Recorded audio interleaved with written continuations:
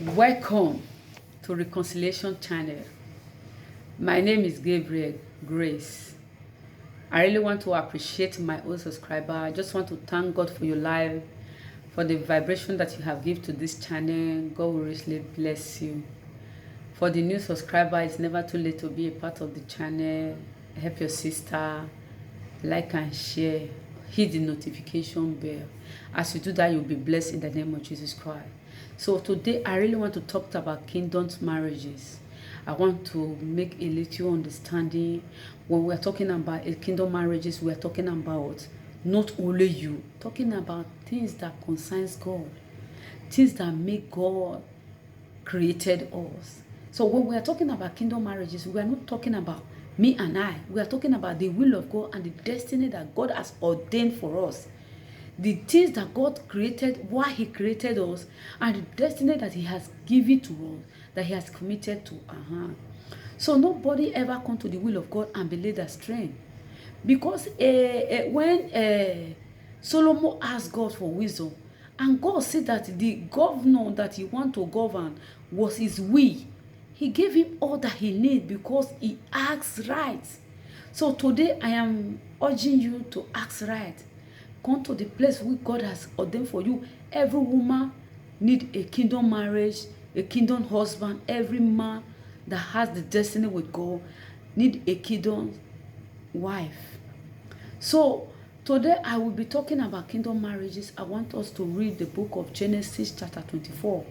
And that part was talking about Abraham, how he went from the God, he gave birth to Isaac, and Isaac was due to marry. He talked to his senior servant, go to my father's house, go and marry, go and bring my son a wife. Swear unto me that you are going to go to my father's house to bring a wife for my sons. Because he never wants Isaac to be married to these Canaanite women. Today, if we're talking about Canaanites, Canaanites are people that emulate what they see. Canaanites are the people that see, because we come to the land of France, this is the law that governs the law. We have to leave this land. We have to live with this law. This is not the law of God. This is the law of man. This is the law that men think that it was good. Canaanites are the people that does not believe in God. Today, when we talk about Canaanites, we are talking about people who don't believe in God, who don't have the same religion with you, who don't have the same understanding with you, who don't believe God the way you believe God. And if we start acting with them, we are still going to end up with them. That is why when Abraham was telling Isaac, telling his servant, his senior servant, go and marry a wife for my son. I don't want him to be married to this Canaanite women. I just want you to go to my father's house to go and bring my sons a wife. We're talking about Father's house today. We're talking about the house of God, because Jesus Christ has come to make the house of God a house of the Father. I don't need to go to my father's house in the village before I call him my father. Even if my father does not know God, I can't call him. But Abraham said, go to my father's house and bring him. The father's house we now have today is the house of God, which Jesus Christ is the head. So he said, go to the house of God, bring me a wife. Go to my father's house, bring a wife for my son. Swear unto me that you are going to bring a wife for my son. And before he go, he has to make prayer before he go to look for a wife for his son. He said, my God will go before you. He will send the angel. This is where we are going to be reading today. We are going to be reading Genesis 24. We are just going to read 7. We are just going to read 7, which says that the Lord thy God of heaven, who brought me out of my father's household and my native land, and who spoke to me, promised me on oath, saying, to your offspring will I give this land. He will send his angel before you. Go and get a wife for my son. Go and get a wife for my son. He was praying. He has to pray. So the angel go before him. Even before the servant left, the servant was still praying. If you read it down, the servant was still praying. Say, God, let this my journey be successful. Let this girl, let this woman that this wife that I'm going to bring for my master's son, let him be the one to give me water to drink. Let him be the one that will cooperate with me. Let him be the one that will that will water my camel.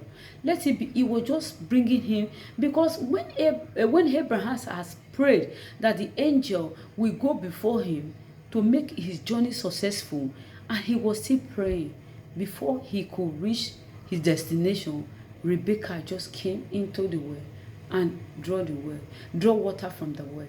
And when the man speak with him, he said, "Can you give me water to drink?" She rushed and give the water to this Abraham's senior servant. And Rebecca came into the well with his father's sheep. That's to say, the woman that he was marrying to was not a lazy woman. He was already taking up his father's sheep. That means it's already busy with the things of his father. When we talked about sheep, you remember in the book of John chapter 21, and if we are going to read from the 17, he said, "If you love me, feed my sheep." He was speaking to Peter. Say, "Peter, thou lovest me." He said, "Lord, you know I loved thee." He said, "If thou lovest me," he said, "feed my sheep." He speak the second time. He said, "Peter, thou lovest me." He said, "Lord, you know that I loved you." He said, "If you love me, feed my sheep." So when we are talking about sheep, we are talking about the people that God has given us to govern. We are talking about the people that God has given you to lead. There are people that God has put in your control. There are people that God has directed you. If you are not in love with God, how can you lead the sheep of God? So Rebecca was already committed to the things of God. Rebecca was already in the house of God. Rebecca was already having interest in things of God. She was not just a woman that know nothing about God. She was already somebody who committed to the Father's thing. He was going to feed his sheep. He was going to feed them, give them water to drink, take them as a shepherd. He was already shepherd his father's sheep. That to see, she knew more about God. And God directed the servant of Abraham to Rebekah, and he became a wife to Isaac. If we pray, God will give us a heart desire. God will bring a man that will marry us. God will bring a man that will suit the kingdom that he has given to us. Not because of our own hunger, because of his own way too. If we pray that, "Oh God, I want to get married. I need somebody that will make me be interested in things of God. I need somebody that will make me come to the house of God. I need somebody that will draw me to the things of God. I need somebody that will help me to know you more and more." And these are the wisdom that God needs. Now we need to ask God, that we will not ask God in our midst. He said we will not ask God in our midst, because if we come to ask God for the things that will benefit God, God will be happy, because that thing is not just for you alone, for the things that God has ordained for your life. The Bible says iron sharpeneth iron. If you eventually marry a man who can tell you about God, who can be interested in when you are going to church, who can be supporting your Christianity. The Bible says iron sharpeneth iron. The day you be weak, he will be strong. He will encourage you to continue for where you are. This is what God wants. Kingdom spouse is not for only you and yourself. It's for the will of God in your life to come to pass. It's for the will of God in your life to be fulfilled, the destiny that God has given to you. And you will not ask God for anything that will bring honor to the name of God, and God will not do it. That is why Solomon was able to open the heart of God. When he asked for wisdom, he couldn't ask for money. He couldn't ask for power. He couldn't ask for God to kill his enemy. But he asked, "God, give me wisdom that I might govern the people in truth." And God said, "Because you have asked like this, I will give you even those things that you have not asked." God is interested in our marriages. God is interested in our spouse. God is interested in the things that will benefit God and benefit you. God wants us to come to the destiny that He has given to us. The destiny that God has given to us. The Bible says in the book of Jeremiah 11:29, He said, I know the thought I have towards you. It's a thought of peace that will give us unexpected ends. That's to say, there are things that God has ordained in our life that we must be fulfilled. When we talked about kingdom marriages, we are talking about the will of God coming to pass in our marriage. Not just only us alone, but the will of God in our destiny. For God has promised to take us home. For we to be fulfilled in God and fulfilled in ourselves and fulfilled for the destiny that He has given to us. And there is nobody that will pray that prayer to God. God, give me a man that will lead me to you. Give me a man that will make me remember the things of God. Give me a man that will be interested in you. God will bring them to your despair. God will bring them to your way. God will bring them, because even though you are married to a man who has not known God, it is not a problem. But the only thing that you can't go far. You can't go far, because the Bible says one shall chase 1,000, two shall chase 10,000, because it's going to slow you down. It's going to happen so many things. That is why when Abraham was told, don't marry this Canaanite woman. Go to my father's house. Go and marry a woman for my son. He said, don't marry. Canaanites are where we are. Canaanites are people who don't have the same belief with you, who have their own way. They think the whole way. They look the law of me. They don't remember the law of God. Because it will always be better than when we come to the will of God, and God will make everything that we have ever want to come to pass.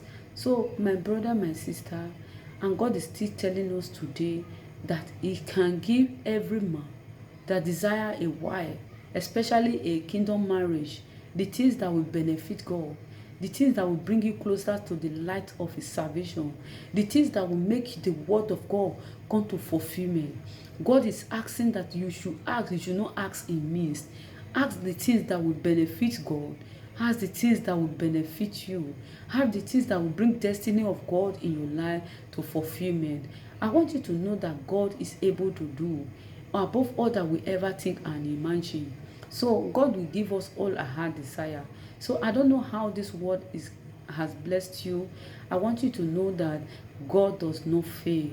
His will, His way, He said, as our way, as the earth is high, as the heaven is higher than the earth, so His way are different from our way. His thoughts are different from our thoughts. So if we can think a little like Him, God show us the way. He will show us. Let us come to the will of God. Let us pray for a kingdom spouse. God is distributing it. God will give you your spouse as you believe in it. In Jesus' name I pray. From me to you, I will see you in my next video. I want you to know that the word of God does not fail. Thank you, Jesus, for this word. As many that has listened, let them be blessed. For my old subscriber, thank you for your love. For my new subscriber, don't forget to subscribe, love and share. Hit the notification bell. As you do this, God will bless you in the name of Jesus Christ. In Jesus' name I pray. Amen.